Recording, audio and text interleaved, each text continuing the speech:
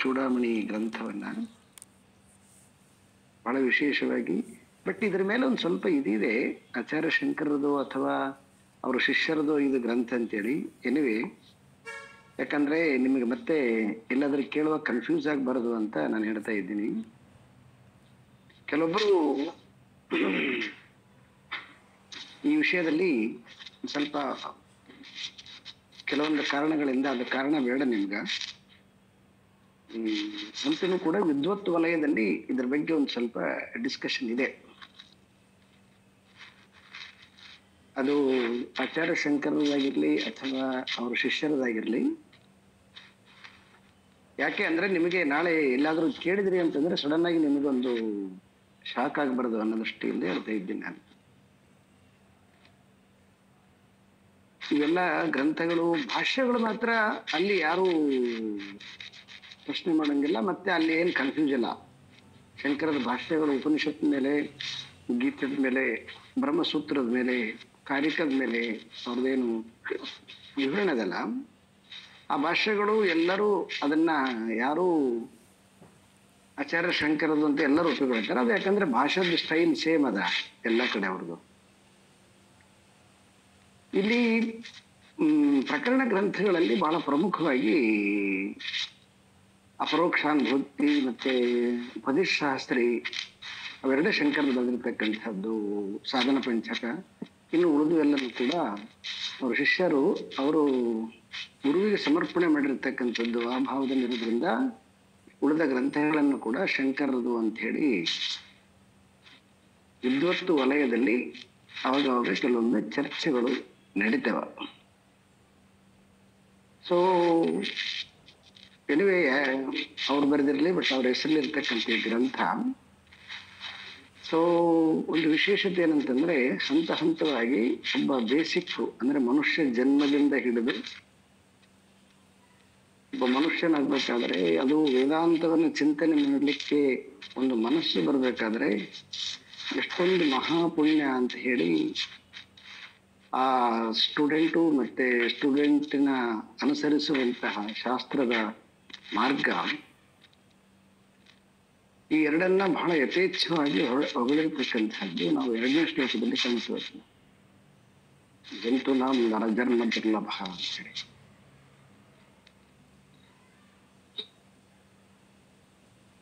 ಹೀಗೆ ಶಾಸ್ತ್ರ ಕೇಳಬೇಕಾದ್ರೆ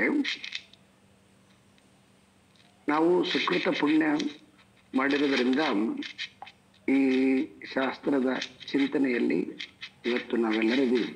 ನಮ್ಮ ಜೊತೆ ಹೀಗೆ ಅನೇಕ ಜನ ಬದುಕಿದವರು ಎಲ್ಲ ನಮ್ಮ ಸುತ್ತಮುತ್ತ ಇದಾರ. ಅವ್ರಿಗೆ ಇವತ್ತಿನವರೆಗಾಗಿ ಅದು ಸಾಮಾನ್ಯವಾಗಿರ್ತಕ್ಕಂತಹ ಅಂದ್ರೆ ನಾರ್ಮಲ್ ಜೀವನ, ಅದನ್ನ ಹೆಂಗೆ ಚೆನ್ನಾಗಿ ಮಾಡಬೇಕು, ಎಷ್ಟು ಚೆನ್ನಾಗಿ ಇಟ್ಕೊಳ್ಬೇಕು, ಇನ್ನೇನೇನೆಲ್ಲ ಮಾಡಬೇಕು ಅಂತಕ್ಕಂಥದ್ದು ಅದೆಲ್ಲ ಎಲ್ಲರೂ ಪ್ರಾವೀಣ್ಯತೆ ಎಲ್ಲರಿಗಿದೆ ಅದರಲ್ಲಿ. ಇನ್ನು ಕತೆ, ಕಾವ್ಯ ಮತ್ತೆ ವಿದ್ವತ್ ಲೋಕ ಒಂದು ಸ್ವಲ್ಪ ಇದೆ. ನಾಟಕ, ಭರತನಾಟ್ಯ, ಅಲ್ಲಿ ಒಂದು ಸ್ವಲ್ಪ ಜನ ಸಿಗ್ತಾರೆ. ಆದರೆ ವಿಶೇಷವಾಗಿ ಈ ಆಧ್ಯಾತ್ಮ ಚಿಂತನೆ ಏನಿದೆಲ್ಲ, ಇದು ಬಹಳ ಮನುಷ್ಯನಾಂ ಸಹಸ್ರೇಶು ಅಂತ ಅನೇಕ ಸಾವಿರ ಜನರಲ್ಲಿ ಯಾವುದೋ ಪುಣ್ಯವಶಾತ್ ನಮಗೆ ಈ ಶಂಕರ ವೇದಾಂತವನ್ನ ಚಿಂತನೆ ಮಾಡತಕ್ಕಂಥದ್ದು ಒಂದು ಪ್ರಾಪ್ತಿಯಾಗಿದೆ. ಸೊ ಈ ಪ್ರಾಪ್ತಿಯನ್ನ ಹೇಳಿ ಈ ಚಿಂತನೆಗೆ ಬೇಕಾಗಿರ್ತಕ್ಕಂಥ ಪೂರ್ವ ತಯಾರಿ, ಸೊ ಸಾಧನ ಚತುಷ್ಟಯವನ್ನ ಹೇಳಿ, ಆ ಸಾಧನ ಚತುಷ್ಟಯದಲ್ಲಿ ಶಮದಮಾದಿ ಷಟ್ ಸಂಪತ್ತಿಗಳನ್ನ, ಅದು ಏನಕ್ಕಂತಂದ್ರೆ ಒಬ್ಬ ಸ್ಟೂಡೆಂಟು ಈ ಶಾಸ್ತ್ರ ಚಿಂತನೆಯಲ್ಲಿ ಅವನ ಚಿತ್ತ ಚಂಚಲವಾಗದಂತೆ ನಿಲ್ಲಲಿಕ್ಕೋಸ್ಕರ ಸಲುವಾಗಿ ಸಾಧನ ಪರ್ಪದನ್ನ ಹೇಳಿ, ಅದಾದ್ಮೇಲೆ ಕೇಳುವಾಗ ಅವನಿಗೆ ಬರುವಂತಹ ಎಲ್ಲ ಪ್ರಶ್ನೆಗಳಿಗೆ ಉತ್ತರಗಳನ್ನ ಹೇಳಿ, ಮತ್ತೆ ಅವನನ್ನ ಏನೆಲ್ಲ ಕೇಳಬೇಕು ಅಂತಕ್ಕಂತಹ ನಿಟ್ಟಿನಲ್ಲಿ ಅವನ ಮನಸ್ಸನ್ನು ತಯಾರು ಮಾಡಿ ಅವನಾಗಿ ಅವನೇ ಮೋಕ್ಷವನ್ನ ಅಪೇಕ್ಷಿಸುವಂತವನಾಗಬೇಕು ಅನ್ನುವಂತಹ ಒಂದು ರೀತಿ ರೀಬಿಲ್ಟ್ ಮಾಡಿರ್ತಕ್ಕಂಥದ್ದು ಸ್ಟೂಡೆಂಟ್ ಅನ್ನ ಇಲ್ಲಿ. ದೆನ್ ಅದಾದ್ಮೇಲೆ ಆತ್ಮ ಅಂತಂದ್ರೆ ಏನು, ಆತ್ಮ ತರಿಹಿ ಕಹ ಅಂತ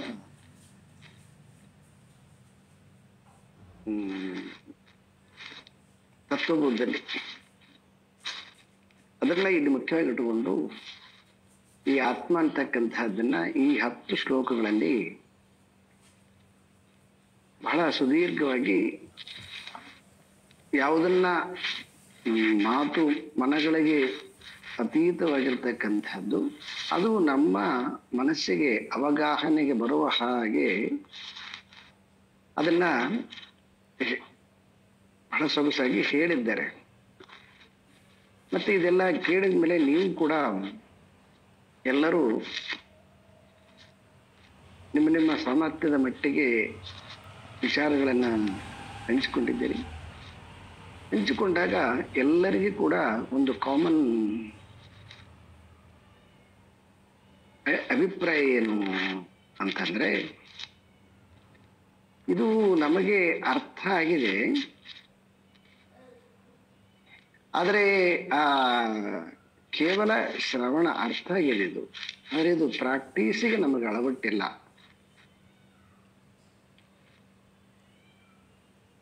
ನಾವೆಲ್ಲರೂ ಮಾತಾಡತಕ್ಕಂಥದ್ದು ಈ ಉಪನ್ಯಾಸ ಅರ್ಥ ಆಗಿದೆ, ಅದ್ರಾಗೇನು ನೋ ಡೌಟ್.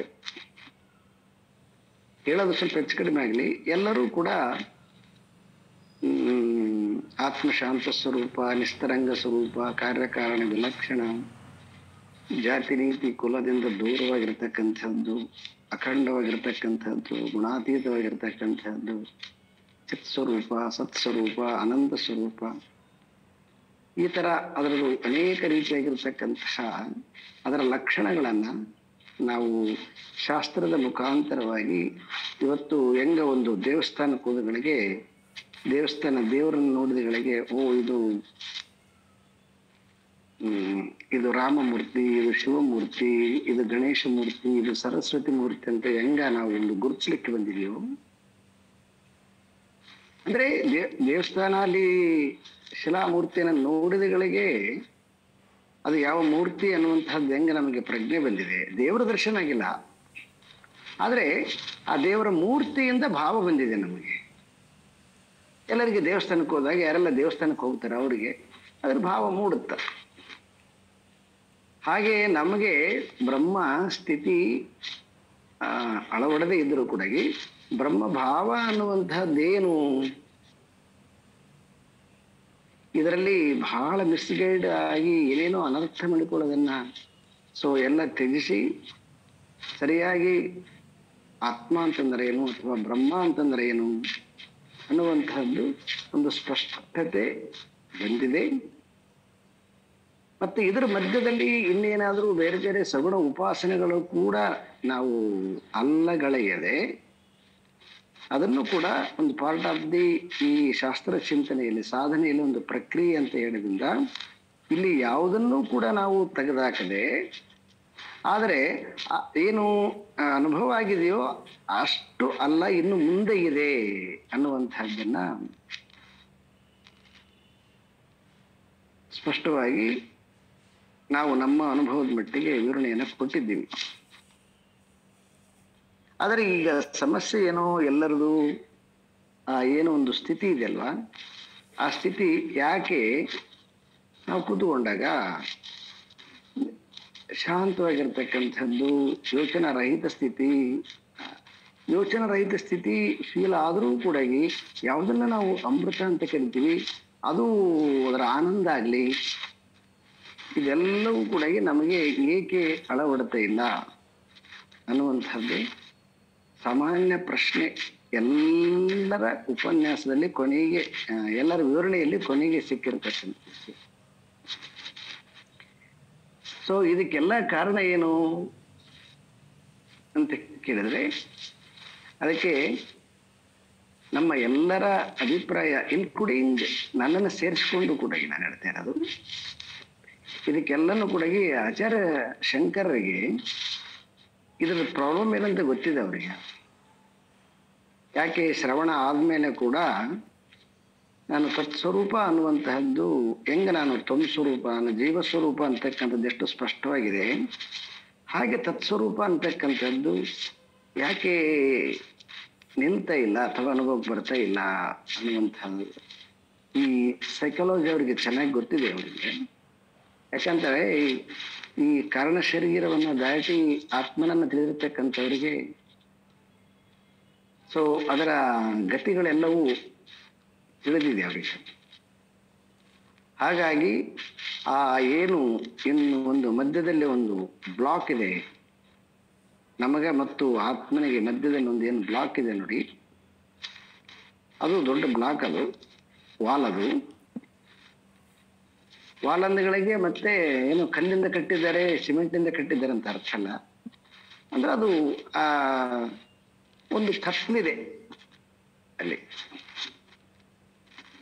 ಆ ಕತ್ತಲನ್ನು ಭೇದಿಸ್ಕೊಂಡು ನಮ್ಮ ಬುದ್ಧಿ ಹೋಗ್ತಾ ಇಲ್ಲ ಆ ಕಡೆಗೆ. ಬಟ್ ಬೆಳಕು ಬರ್ತಕ್ಕಂಥದ್ದು ಆ ಕಡೆಯಿಂದನೇ, ಆದ್ರೆ ನಮ್ಮ ಬುದ್ಧಿ ಎನ್ನುವಂತಹ ಬೆಳಕಿನಿಂದ ವಾಪಸ್ ನಾವು ನೋಡಕ್ ಆಗ್ತಾ ಇಲ್ಲ. ಯಾಕೆ ಅಂತಂದ್ರೆ ಆ ಬುದ್ಧಿಯಲ್ಲೇನೆ ಕತ್ತಲು ಇದೆ. ನಮಗ್ ಗೊತ್ತಿಲ್ಲ ಕತ್ತಲು ಇದೆ ಅಂತ, ನಮಗ್ ಗೊತ್ತಿಲ್ಲ. ಇದು ಅತ್ಯಂತ ಆಶ್ಚರ್ಯಕರವಾಗಿರ್ತಕ್ಕಂಥ ಸಂಗತಿ. ಕತ್ತಲು ಗೊತ್ತಿದೆ ಅಂತಂದ್ರೆ ಚೆನ್ನಾಗಿರ್ತದಲ್ಲ, ಬಟ್ ನಮಗ್ ಗೊತ್ತಿಲ್ಲ. ಇಲ್ಲ, ನಮಗೆ ಶಾಸ್ತ್ರ ಚಿಂತನೆ ಆಗ್ಯದಲ್ವಾ? ಈ ಎಲ್ಲ ಶಾಸ್ತ್ರ ಚಿಂತನೆ ಯಾವುದ್ರ ಮೇಲೆ ಆಗ್ಯದಂತಂದ್ರೆ ಆ ಯಾವುದು ಅಜ್ಞಾನದಿಂದ ಕೂಡಿರ್ತಕ್ಕಂತಹ ಬುದ್ಧಿ ಇದೆ ಅಲ್ವಾ, ಬುದ್ಧಿಯ ಮೇಲೆನೆ ಈ ಸಂಸ್ಕಾರ ಆಗ್ಯದ.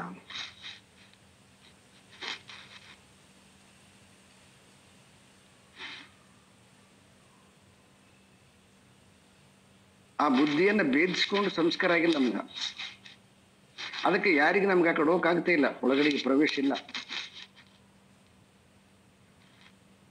ಅದಕ್ಕೆ ಇದನ್ನ ಶ್ರೀ ಅರವಿಂದ ಅವರು ಸಾವಿತ್ರಿ ಒಳಗಡೆಗೆ ಇದ್ರ ಬಗ್ಗೆ ವಿವರಣೆ ಕೊಡ್ತಾರೆ. ಏನಂತಂದ್ರೆ ಅಲ್ಲಿ ಒಂದು ಸುಮ್ಮನೆ ಒಂದು ಕಲ್ಪನೆ ಮಾಡಿಕೊಳ್ಳೋಕ್ಕೋಸ್ಕರ ಸಲುವಾಗಿ ಏನು ಅಂತಂದ್ರೆ, ಇಲ್ಲಿ ಒಂದು ಡೋರ್ ಇದೆ. ಆ ಡೋರ್ ಏನಾಗಿದೆ ಅಂದ್ರೆ ಆ ಕಡೆ ಹಿಂದ್ಗಡೆಯಿಂದ ಅದನ್ನ ಲಾಕ್ ಮಾಡಿದ್ದಾರೆ ಅಂತ. ಆ ಕಡೆ ಹಿಂದ್ಗಡೆ ಯಾರು ಇದ್ದಾರೋ ದೇವತೆ, ಅವರಿಗೆ ತೆರಕೊಂಡು ಈ ಕಡೆ ಬರ್ತಾರೆ ಬೇಕಂದಾಗ. ಆದ್ರೆ ನಾವು ಆ ಕಡೆ ಹೋಗ್ಲಿಕ್ಕೆ ಅದು ಲಾಕ್ ಆಗಿದೆ.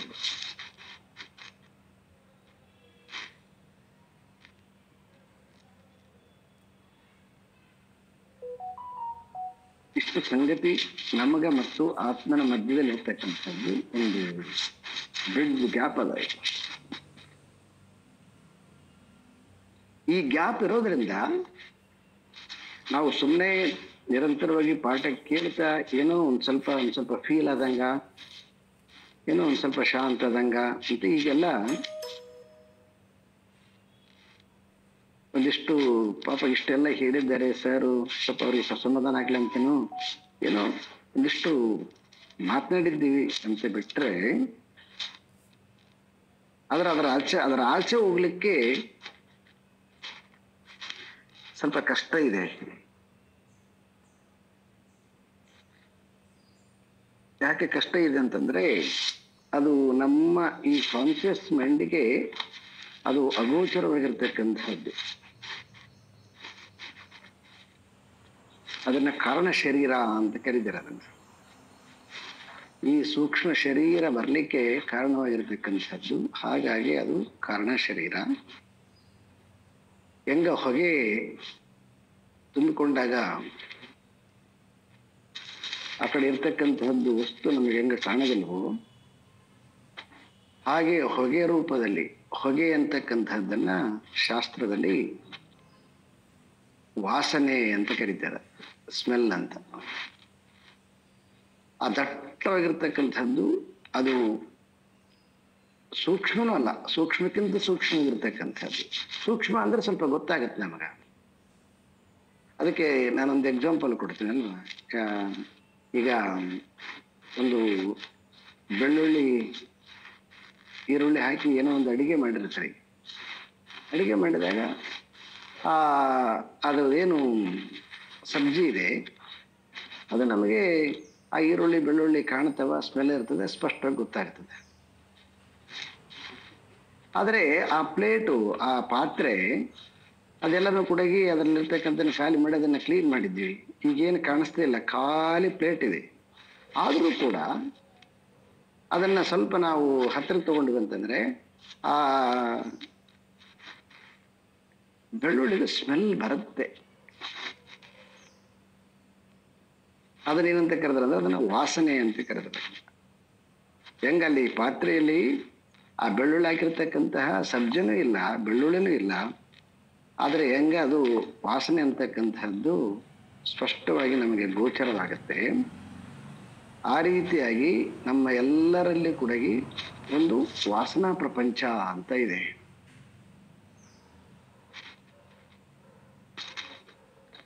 ಆ ವಾಸನಾ ಪ್ರಪಂಚ ಆ ಕಡೆಗೆ ನಮ್ಮನ್ನು ಹೋಗ್ಲಿಕ್ಕೆ ಬಿಡೋದಿಲ್ಲ. ಅದನ್ನ ಅಜ್ಞಾನ ಅಂತ ಕರೆದಿರೋದು, ಅದನ್ನ ಅಧ್ಯಾಸ ಅಂತ ಕರೆದಿರೋದು.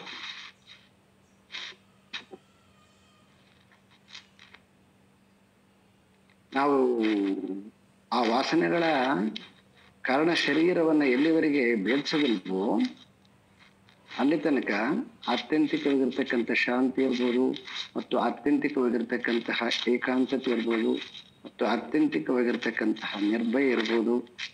ಏನು ಈ ಆತ್ಮನ ಗುಣಗಳಿದೆವ ಅವೆಲ್ಲವೂ ಕೂಡ ನಮಗೆ ಸದ್ಯದ ಮಟ್ಟಿಗೆ ಅವು ಇನ್ನು ದೂರನೇ ಇದಾವ.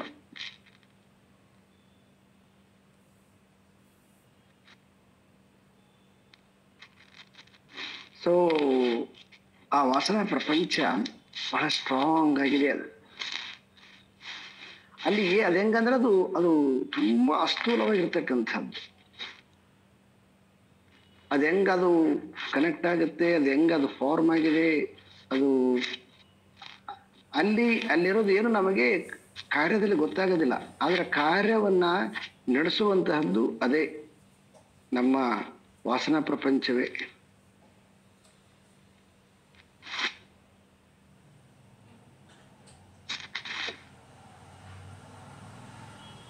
ಆ ವಾಸನಾ ಪ್ರಪಂಚ ಅದನ್ನ ನಾವು ಕ್ರಾಸ್ ಮಾಡಕ್ಕಂತ ಆ ಆತ್ಮನನ್ನ ತಿಳಿಲಿಕ್ಕೆ ಸಾಧ್ಯ ಇಲ್ಲ.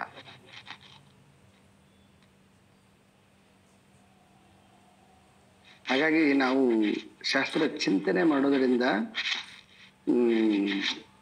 ನಮಗೆ ಆಗ್ಬೇಕು ಅಂತಂದ್ರೆ ಶಾಸ್ತ್ರ ಚಿಂತನೆಯಿಂದ ನಮ್ಮ ಒಳಗಡೆಗೆ ಒಂದು ಆತ್ಮ ಇದೆ ಅನ್ನುವಂತಹದ್ದು ಅರಿವು ಬಂದಿದೆ ನಮಗೆ. ಈಗ ಆ ಅರಿವನ್ನ ನಾವು ಗುರುವನ್ನಾಗಿ ಮಾಡಿಕೊಂಡು ನಾವು ನಮ್ಮ ಯಾತ್ರೆಯನ್ನ ಮಾಡಬೇಕು. ಆ ಯಾತ್ರೆಯನ್ನ ಮಾಡಿ ಯಾವಾಗ ಆ ಕಾರಣ ಶರೀರವನ್ನ ಬ್ರೇಕ್ ಮಾಡಿದ್ವಿ ಅಂತಂದ್ರೆ ಆಗ ನಮಗೆ ಆ ಒಂದು ಸತ್ಯ ದರ್ಶನ, ಆತ್ಮದರ್ಶನ, ಆತ್ಮ ಸಾಕ್ಷಾತ್ಕಾರ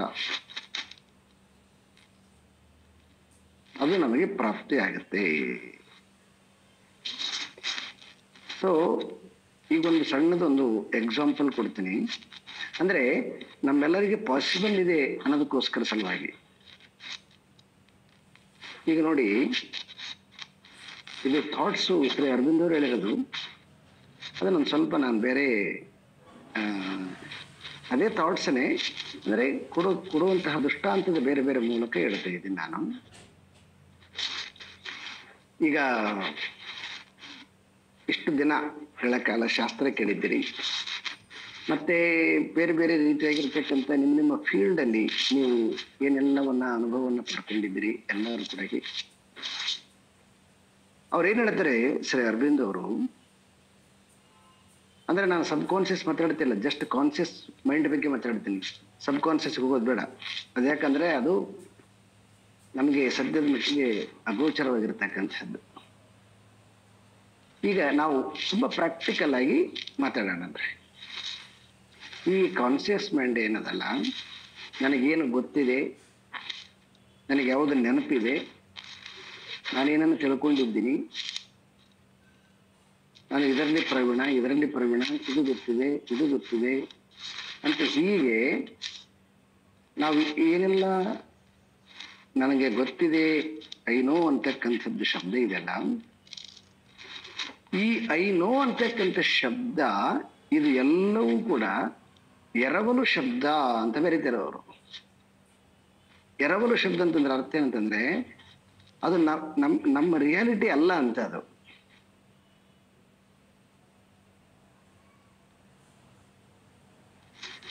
ಸೊ ಇದೆಲ್ಲವೂ ಕೂಡ ನಾವು ಪ್ರಕೃತಿಯಿಂದ ಪಡ್ಕೊಂಡಿರ್ತಕ್ಕಂಥದ್ದು ಅಂತ. ಪ್ರಕೃತಿ ಅಂದ್ರೆ ಸ್ವಲ್ಪ ಅರ್ಥ ಬೇರೆ ಮಾಡಿಕೊಳ್ಳಿ. ನನ್ನನ್ನು ಬಿಟ್ಟು ಹೊರಗಡೆಯಿಂದ, ಅದು ಅಪ್ಪನಿರಲಿ, ಅದು ಅಮ್ಮನಿರಲಿ, ಬ್ಲಡ್ ಸೊ ರಿಲೇಷನ್ ಇರಲಿ, ಎಲ್ಲ ಒಟ್ಟು ಇದೆಲ್ಲನೂ ಕೂಡ, ಇದೆಲ್ಲವೂ ಏನಿದೆಯೋ ಇದೆಲ್ಲವೂ ಕೂಡ ಇದು ಎರವಲು ಜ್ಞಾನ ಅಂತ. ಬಾರೋ ಜ್ಞಾನ ಇದು ನಮ್ದಲ್ಲ. ಹೆಂಗಂತಂದ್ರೆ ಅದು ಸ್ಕೂಲಿಗೆ ಹೋಗಿದ್ದೀವಿ, ಟೀಚರ್ ಕಲಿಸಿದ್ದಾರೆ, ಈಗ ನಾನು ವಿದ್ಯಾವಂತ. ಅದು ಅವ್ರು ಕಲಿಸಿರೋದು. ಅದು ಯಾವುದೋ ಒಂದು ಮೊಬೈಲು, ಆ ಟೆಕ್ನಿಕಲ್ ಅವೆಲ್ಲನೂ ಕೂಡ ಒಂದು ಯಾರ ಹತ್ರ ತಿಳ್ಕೊಂಡಿದ್ದೀವಿ, ಅವ್ರು ತಿಳಿಸ್ಕೊಟ್ಟಿರೋದು. ವಾಟ್ ಎವರ್ ಏನೆಲ್ಲ ನಾವು ಇವತ್ತು ಮಾಡ್ತಾ ಇದ್ದೀವಿ, ಇದೆಲ್ಲವೂ ಕೂಡ ಎರವಲು ಜ್ಞಾನ. ಇದು ಸ್ವಯಂ ಜ್ಞಾನ ಅಲ್ಲ. ಇನ್ಕ್ಲೂಡಿಂಗ್ ಇಷ್ಟು ದಿನ ಏನು ಶಾಸ್ತ್ರ ಕೇಳಿದ್ದೀರಿ ಇದು ಕೂಡ, ಇನ್ನು ಇದಲ್ಲದೆ ಇನ್ನು ಬೇರೆ ಬೇರೆ ಏನು ಕೇಳ್ತಾ ಇದ್ದೀರಿ ಅದು ಕೂಡ.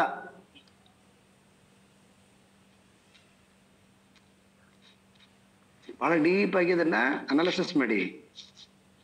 ವಾಟ್ ಎವರ್ ಇದೆಲ್ಲವೂ ಕೂಡ ಎರವಲ ಜ್ಞಾನ ಅಂದ್ರೆ ಹೊರಗಡೆಯಿಂದ ಪಡ್ಕೊಂಡಿರ್ತಕ್ಕಂಥದ್ದು. ಸೊ ಯಾಕೆ ಇದನ್ನ ನಮಗೆ ಸ್ಪಷ್ಟವಾಗಿ ಇದು ಎರವಲ ಜ್ಞಾನ ಅಂತಕ್ಕಂಥದ್ದು ಗೊತ್ತಾಗತ್ತೆ ಅಂತಂದ್ರೆ, ನಾವು ಜಾಗೃತದಲ್ಲಿ ಕೂಡ ಅದೇ ನಾಲೆಡ್ಜ್ ಇಂದ ಮಾಡ್ತೀವಿ, ಮತ್ತೆ ಸ್ವಪ್ನದಲ್ಲಿ ಕೂಡ ಅದೇ ನಾಲೆಡ್ಜ್ ಇಂದ ಮಾಡ್ತೀವಿ. ಸ್ವಪ್ನದಲ್ಲಿ ಕೂಡ ಏನೆಲ್ಲ ಕೇಳಿ ಯಾವುದನ್ನ ನಾವು ಕಥಾ ರೂಪದಲ್ಲಿ, ಕಲ್ಪನಾ ರೂಪದಲ್ಲಿ ನಮ್ಮ ಮನಸ್ಸು ಏನ್ ಮಾಡ್ತದೋ ಅದನ್ನ ನಾವು ಫೀಲ್ ಮಾಡಿದ್ವಿ. ಓದಿರೋದು, ಕೇಳಿರೋದು ಎಲ್ಲ ಸೇರಿಸಿಕೊಂಡೆ ಅದು ಕಲ್ಪನೆ ಬಂದಿರುತ್ತೆ, ಸುಮ್ಮನೆ ಬರಂಗಿಲ್ಲ. ನಾವು ಯಾವಾಗ ಓದಿರ್ತೇವೆ ನೆನಪಿರಂಗಲ್ಲ, ಅದು ಕನಸಿನಾಗ ಬಂದಿರ್ತದೆ, ನನಗೆ ಗೊತ್ತೇ ಇದ್ದಿಲ್ಲ, ಅದು ಬಂದಿದೆ ಅಂತ ಹೇಳ್ತೀವಿ. ಹೀಗೆ ಅನೇಕ ರೀತಿಯಿಂದ ನೋಡಿದಾಗ ಎಲ್ಲವೂ ಕೂಡ ಆ ಮನಸ್ಸಿನಲ್ಲಿ ತುಂಬಿಕೊಂಡಿರ್ತಕ್ಕಂತಹ ಬಾಕ್ಸು ಹೆಂಗದು ಫಿಲ್ಮಲ್ಲಿ ಕ್ಲಿಪ್ ಮಾಡಿ ಇಟ್ಕೊಂಡಿರ್ತಾರೆ. ಯಾವಾಗ ಒಂದೊಂದೇ ಸಲಕ್ಕೆ ರೀಲ್ ಮಾಡ್ತಾರೆ ನೋಡಿ, ಅವಾಗ ಒಂದು ಫಿಲ್ಮ್ ಹಾಕಿ ತೋರುತ್ತದು, ಬರೀ ಕ್ಲಿಪ್ಸ್ಗಳು ಅವು. ಒಂದು ಚಿಕ್ಕದು ಕೂಡ ಕ್ಲಿಪ್ಸ್ ಹಾ ಅಂತ ಅನ್ನೋದ್ರ ಕೂಡ ಒಂದು ಕ್ಲಿಪ್ಸ್ ಇರ್ತದೆ. ಸೊ ಅದೇ ರೀತಿ ಎಲ್ಲ ಕ್ಲಿಪ್ಸ್, ಅದು ಜಾಗೃತದ್ದಾಗ್ಲಿ ಅಥವಾ ಕನಸಿಂದಾಗ್ಲಿ, ಇದು ನಾನಲ್ಲ ಅಂತನಕ್ಕೆ ನಮ್ಮ ಹತ್ರ ಒಂದು ಆಧಾರ ನಮ್ಗ ಒಂದು ಅನುಭವ ಅದಂತಂದ್ರ, ಗಾರ್ಡನ್ ಇದ್ರೆ ಹೋದ್ವಿ ಅಂತಂದ್ರೆ ಇರೋದಲ್ಲ ನೋಡಿ, ಅಲ್ಲಿ ಖಾಲಿ ಅದ ನೋಡ್ರಿ, ಅದು ಖಾಲಿ ಅದ. ಇದರಿಂದ ಗೊತ್ತಾಗತ್ತಾ ನಾವು ಏನು ಇಲ್ದೇ ಇರ್ತಕ್ಕಂಥ ಸ್ಟೇಟಸ್ಸು ನಮ್ದಿದೆ ಅಂತ. ಸೊ ಇದನ್ನ ಹೇಳಿದಾಗ ಇವರು ನಮ್ಮ ಸುಮನ್ ಇದಾರಲ್ವಾ, ರಮಣಶ್ರೀ ಅವ್ರನ್ನ ಸುಮನ್ ಅವರು ಯಾವಾಗ್ಲೂ ಕೇಳೋದಲ್ಲ, ನೀವು ಏನೇನು ಹೇಳಿದ್ರೆ ಸುಷುಪ್ತಿಗೆ ಹೋಗಿಬಿಡ್ತೀರಿ, ಅದನ್ನ ಹೇಳ್ಬಿಡ್ತೀರಿ, ನಾವು ಸುಮ್ಮನೆ ಆಗಿಬಿಡ್ತೀವಿ ಅಂತಾರೆ ಅವರು. ಇಲ್ಲ, ಈಗ ಸುಷುಪ್ತಿ ಹೇಳೋದಿಲ್ಲ, ಒಂದು ಪ್ರಾಕ್ಟಿಕಲ್ ಆಗಿ ಜಾಗೃತದಲ್ಲಿ ಇರ್ತಕ್ಕಂಥದ್ದು ಒಂದು ಅನುಭವ ಕೊಡ್ತೀನಿ ನಾನು ನಿಮ್ಗೆ. ಈಗ ಜಸ್ಟ್ ಒಂದು 4 months ಮಗುನ್ ತಗೊಳ್ಳಿ, ಒಂದು 4 ತಿಂಗಳದ ಮಗು. ಯಾಕಂದ್ರೆ ನಾವು ಕೂಡ ಅಲ್ಲಿಂದ ಬಂದಿದ್ದೀವಿ, ಮತ್ತೆ ಈಗ ನೋಡಿದ್ರೆ ಗೊತ್ತಾಗತ್ತ. ಒಂದು 4 ತಿಂಗಳದ ಮಗುನ್ ತಗೊಳ್ರಿ. ನೋಡಿ, ಆ 4 ತಿಂಗಳ ಮಗುವಿನಲ್ಲಿ ಹಸಿವು ಒಂದು ಬಿಟ್ರೆ, ಅದು ಹಸಿವಾದಾಗ ಕೂಡ ಹಸಿವಂತೆ ಕೇಳೋದಲ್ಲ, ಒಂದು ಅಳತದ. ಅದಕ್ಕೊಂದಿಷ್ಟು ಹಾಲು ಕೊಟ್ಬಿಟ್ರೆ, ಇನ್ನು ಅದಕ್ಕೆ ಯಾವುದೇ ರೀತಿಯಾಗಿರ್ತಕ್ಕಂಥದ್ದು ಲೇಪ ಇಲ್ಲ. ಕಂಪ್ಲೀಟ್ ಆಗಿ ಆ ಪ್ರಾಣದ ಒಂದು ಬಯಕೆ ಏನದಲ್ಲ, ಹಸಿವು ಅಂತಕ್ಕಂಥದ್ದು, ಅದು ಆಹಾರದ ರೂಪದಲ್ಲಿ, ಬೇರೆದಲ್ಲ ಹಸಿವು. ಮತ್ತೆ ಅದಕ್ಕೆ ನೋಡ್ಬೇಕಂತಿಲ್ಲ, ಇನ್ನೇನೋ ಕೇಳಬೇಕಂತಿಲ್ಲ, ಇನ್ನೇನೋ ಸ್ಮೆಲ್ಲು, ಇನ್ನೇನು ಯಾವುದು ಬೇಕಾಗಿಲ್ಲ ಅದಕ್ಕೆ. ನೀವು ಮುದ್ದು ಮಾಡಿದ್ರಷ್ಟೇ, ಬಿಟ್ರಷ್ಟೇ, ಅದಕ್ಕೇನದು ರಿಯಾಕ್ಟ್ ಇಲ್ಲ. ಅದಕ್ಕೆ ದೊಡ್ಡದಾದ್ಮೇಲೆ ರಿಯಾಕ್ಟ್ ಮಾಡ್ತೀವಿ, ದಟ್ ಇಸ್ ಸೆಕೆಂಡರಿ.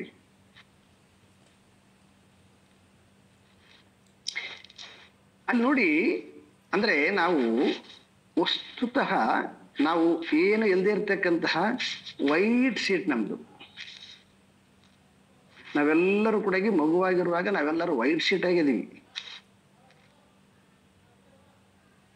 ದೆನ್ ನಾವು ಯಾವಾಗ ಸ್ವಲ್ಪ ಸ್ವಲ್ಪ ಬೆಳೀತಾ ಬರ್ತೀವಿ, 6 ತಿಂಗಳು 8 ತಿಂಗಳು ಆಗ್ತಾ ಬರ್ತೀವಿ, ಆಗ ನಿಧಾನವಾಗಿ ನಿಧಾನವಾಗಿ ನಿಧಾನವಾಗಿ ನಿಧಾನವಾಗಿ ಸೊ ತಾಯಿನೋ ತಂದೆನೋ ಅಕ್ಕನೋ ಅಣ್ಣನೋ ಇನ್ಯಾರೋ ಅಜ್ಜಿನೋ ಒಂದೊಂದಾಗಿ ಒಂದೊಂದಾಗಿ ಒಂದೊಂದಾಗಿ ಒಂದೊಂದಾಗಿ ಒಂದೊಂದಾಗಿ ಒಂದೊಂದಾಗಿ ಕ್ಲಿಪ್ಸ್ಗಳೆಲ್ಲ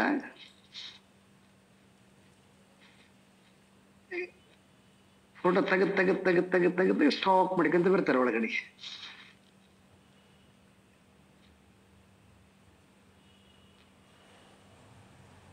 ಎಲ್ಲ ಅದಾದ್ಮೇಲೆ ಸ್ವಲ್ಪ ದೊಡ್ಡದಾದ್ಮೇಲೆ ಆಮೇಲೆ ನಾವೇ ಕ್ಲಿಪ್ ಮಾಡ್ಕೊಳ್ತೀವಿ. ಆಮೇಲೆ ಏನ್ ಬೇಕಾಗಿಲ್ಲ, ಕ್ಲಿಪ್ ಮಾಡ್ಕೊಂಡು ಕ್ಲಿಪ್ ಮಾಡ್ಕೊಂಡು ಕ್ಲಿಪ್ ಮಾಡಿಕೊಂಡು ಈಗ ಏನಾಗಿಬಿಟ್ಟಿದ್ದೀವಿ ಅಂತಂದ್ರೆ ಕ್ಲಿಪ್ಸೇ ನಾವಾಗಿಬಿಟ್ಟಿದ್ದೀವಿ.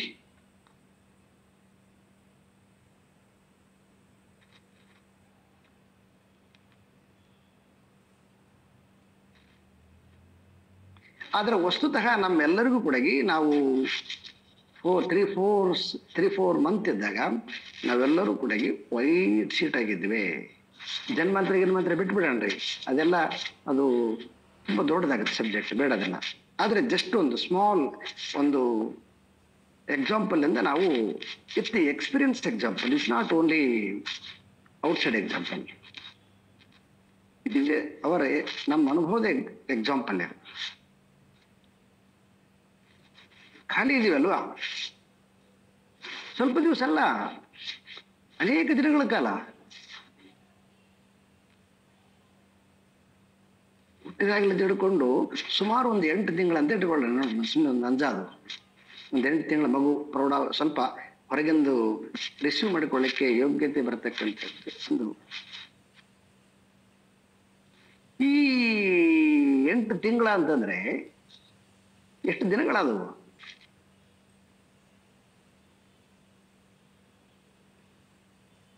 240 days, more than. ಬಟ್ ಅಷ್ಟು ದೀರ್ಘ ಸಮಾಧಿ ಮಾಡಿದ್ದೀವಿ ನಾವೆಲ್ಲರೂ.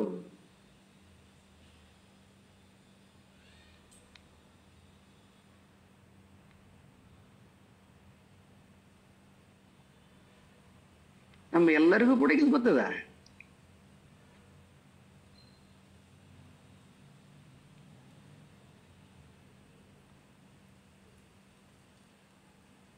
ಹಾಗಾಗಿ ಶಾಸ್ತ್ರ ಸ್ಪಷ್ಟವಾಗಿ ಹೇಳುತ್ತೆ, ಸೊ ಇದರ ನಾಲೆಡ್ಜ್ ಇರೋದ್ರಿಂದ ನೀನು ವಸ್ತುತಃ ಸೊ ಏನು ಇಲ್ಲದಿರ್ತಕ್ಕಂತಹ ಶುದ್ಧವಾಗಿರ್ತಕ್ಕಂತಹ ಆನಂದವಾಗಿರ್ತಕ್ಕಂತಹ ಇನ್ನ ಸ್ಟೇಟಸ್ಸು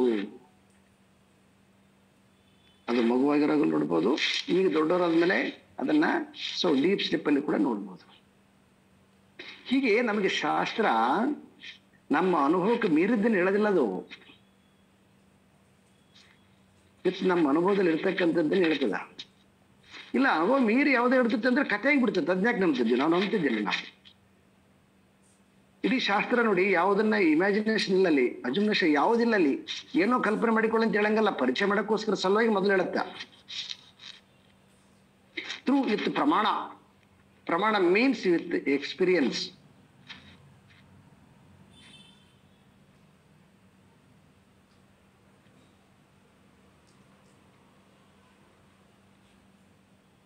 ಸೊ ಯಾವಾಗ ನಾವು ಇದು ಎಲ್ಲವೂ ಕೂಡ ಇದು ಎರವಲಾಗಿರ್ತಕ್ಕಂಥದ್ದು, ನಾನು ಕೇವಲ ಕೇವಲ ಕೇವಲ ಖಾಲಿ ಖಾಲಿಯಾಗಿರ್ತಕ್ಕಂತಹದ್ದು ನನ್ನ ಸ್ವರೂಪ. ಈ ನಾಲೆಡ್ಜ್ ಅನ್ನ ಕಳ್ಕೊಂಡಿದೀವಿ ನಾವು. ಒನ್ಸ್ ನಾವು ಈ ನಾಲೆಡ್ಜ್ ಅನ್ನ ಪಡ್ಕೊಂಡ್ವಿ ಅಂತಂದ್ರೆ ದೆನ್ ಅವಾಗ ಇದರ ಜೊತೆಗೆ ವಿತೌಟ್ ಅಟ್ಯಾಚ್ಮೆಂಟ್ ಕರ್ಮ ನಡೀತದೆ.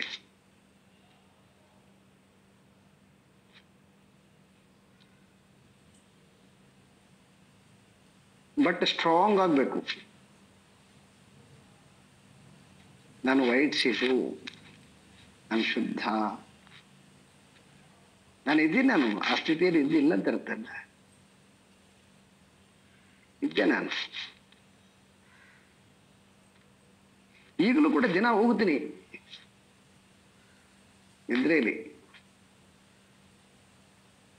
ನಿದ್ರೆಯಲ್ಲಿ ನಮಗೆ ಪರಿಚಯ ಮಾಡಿಸ್ತಕ್ಕಂಥದ್ದು ಪ್ರಕೃತಿ. ಸೊ ಮಗುವಾಗಿರುವಾಗ ನಮಗೆ ತಿಳಿಸ್ತಕ್ಕಂಥದ್ದು ಶಾಸ್ತ್ರ. ಯಾಕಂದ್ರೆ ಈಗ ಸಮಾಧಿ ಎಕ್ಸಾಂಪಲ್ ಕೊಟ್ರೆ ಅದು ಮತ್ತೆ ನಮಗೆ ದೂರ ಆಗಿಬಿಡ್ತದೆ ಅದು, ಯಾಕಂದ್ರೆ ನಮ್ಮ ಅನುಭವಕ್ಕಿಲ್ಲದೆ ಇರ್ತಕ್ಕಂಥದ್ದಾಗ್ತದೆ. ಸೊ ಹಾಗಾಗಿ ವಸ್ತುತಃ ನಾವೆಲ್ಲರೂ ಕೂಡ ಯಾವುದೇ ಫಾರ್ಮ್ ಇಲ್ಲದೆ ಇರ್ತಕ್ಕಂತಹ ಕೇವಲ ಶುದ್ಧ ಸ್ವರೂಪರು.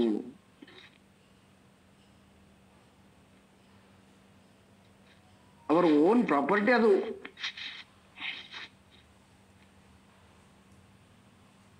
ಹಾಗೆ ಜ್ಞಾನಿಯಾಗಿರ್ತಕ್ಕಂಥವನು ಯಾವಾಗ ಈ ಜ್ಞಾನವನ್ನ ತಿಳಿದು ಆತ್ಮನಲ್ಲಿ ಸಂಪೂರ್ಣವಾಗಿ ನಿಲ್ತಾನೆ, ಆವಾಗ ದೇಹದ ಸಾಮಾನ್ಯವಾಗಿರ್ತಕ್ಕಂತಹ ಅಶತೃಷಗಳ ಬಯಕೆಗಳನ್ನ ಮಾತ್ರ, ಹೆಂಗ ಮಗು ಬಾಯಾರಿಕೆ ಒಂದಿಷ್ಟು ಹಸಿವನ್ನ ನೀಗಿಸೋಳಕ ಹಾಲೊಂದು ಕುಡಿತದಲ್ವಾ, ಹಾಗೆ ಎಲ್ಲ ಇಂದ್ರಿಯಗಳಿಂದ ಅವನು ಆಹಾರವನ್ನು ಸ್ವೀಕರಿಸ್ತಾನೆ. ಬಟ್ ಆದರೆ ಅವನ ಅಂತರಂಗ ಈ ಹಸಿವುಗಳನ್ನು ಡಿಸ್ಟರ್ಬ್ ಮಾಡೋದಿಲ್ಲ. ಇದು ಮಗುವಿಗೆ ಮತ್ತು ಜ್ಞಾನಿಗೆ ಇರ್ತಕ್ಕಂಥ ಒಂದು ವ್ಯತ್ಯಾಸ. ಯಾಕಂದ್ರೆ ಮಗು ಆಗ್ಬೇಕಾ ಸಾಧ್ಯ ಇಲ್ಲ, ಆಗಲ್ಲ. ಅಂದ್ರೆ ಮಗುವಿಂದ ಎಕ್ಸಾಂಪಲ್ ಕೊಟ್ಟೆ ನಾನು ಅಷ್ಟೇನೆ.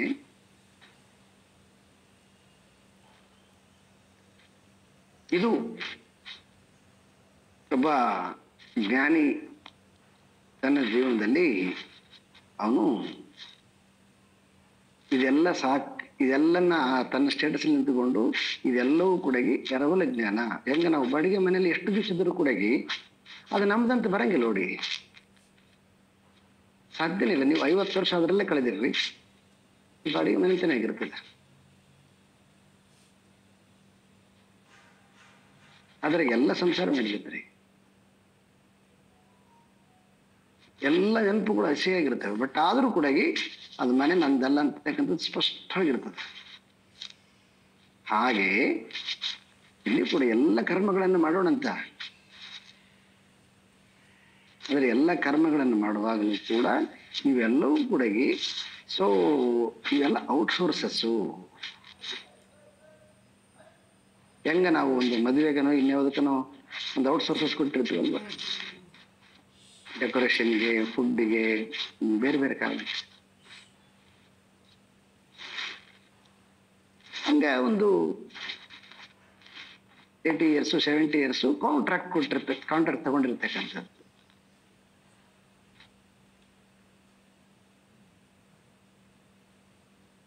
ಇದು ಯಾವಾಗಲೂ ಕೂಡ ಕಾಂಟ್ರಾಕ್ಟ್ ಇದೆ. ಇದು ನಮಗೆ ಸ್ಟ್ರಾಂಗ್ ಆಗ್ಬೇಕು. ಸ್ಟ್ರಾಂಗ್ ಆಯ್ತಂತಂದ್ರೆ ಈಗೇನು ನೀವು ಪ್ರಾಕ್ಟೀಸ್ ಮಾಡ್ತಾ ಇದ್ದೀರಿ, ಆ ಪ್ರಾಕ್ಟೀಸ್ ಮಾಡತಕ್ಕಂತಹ ಒಂದು ಪ್ರಕ್ರಿಯೆಗೆ ಇದು ಒಂದು ನಿಮಗೆ ಇನ್ನೊಂದು ಸ್ವಲ್ಪ ಕಾನ್ಫಿಡೆನ್ಸ್ ಡೆವಲಪ್ ಆಗೋಕ್ಕೋಸ್ಕರ ಸಲುವಾಗಿ, ಕ್ಲಾರಿಟಿಗೋಸ್ಕರವಾಗಿ ಇದೊಂದು ಹೆಲ್ಪ್ ಆಗುತ್ತೆ.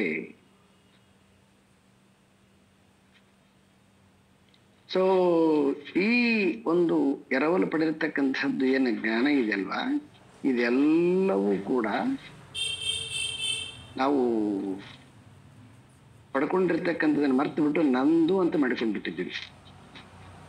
ಅದು ರಾಂಗ್ ಆಗಿರ್ತಕ್ಕಂಥದ್ದು. ಹಾಗೆ ಇಲ್ಲಿ ಆತ್ಮನಾಗಿರ್ತಕ್ಕಂಥವನು ಜೀವ ಅಂತ ಅನ್ಕೊಂಡು ಆ ಜೀವದ ಅಜ್ಞಾನದಿಂದ ಈ ಎಲ್ಲ ಕ್ಲಿಪ್ಸ್ಗಳನ್ನ ತುಂಬಿಕೊಂಡು ಅದೇ ನನ್ನ ಜೀವನ ಅಂತ ಅನ್ಕೊಂಡಿದ್ದಾನೆ. ಆ ಕಾರಣದಿಂದನೇ ಅವನಿಗೆ ಆ ಬ್ರಿಡ್ಜ್ ಅನ್ನ ಕ್ರಾಸ್ ಮಾಡಕ್ ಆಗ್ತಾ ಇಲ್ಲ, ಆ ವಾಲ್ ಅನ್ನ ಕ್ರಾಸ್ ಮಾಡಕ್ ಆಗ್ತಾ ಇಲ್ಲ. ಅದನ್ನ ಆಚಾರ್ಯ ಶಂಕರಲ್ಲಿ ವಾಸನಾ ಪ್ರಪಂಚ ಅಂತ ಕರೆದಿದ್ದಾರೆ. ಇಂತಹ ಒಂದು ವಾಸನೆಯನ್ನ ಹೇಗೆ ಅದನ್ನ ತ್ಯಾಗ ಅಂತಂದ್ರೆ, ತ್ಯಾಗ ಅಂತಕ್ಕಂಥದ್ದು ಮೀನ್ಸ್ ಅದರ ನಾಲೆಡ್ಜ್ ಅಂತ. ಅದನ್ನ ಹೆಂಗ ನೋಡ್ಬೇಕು,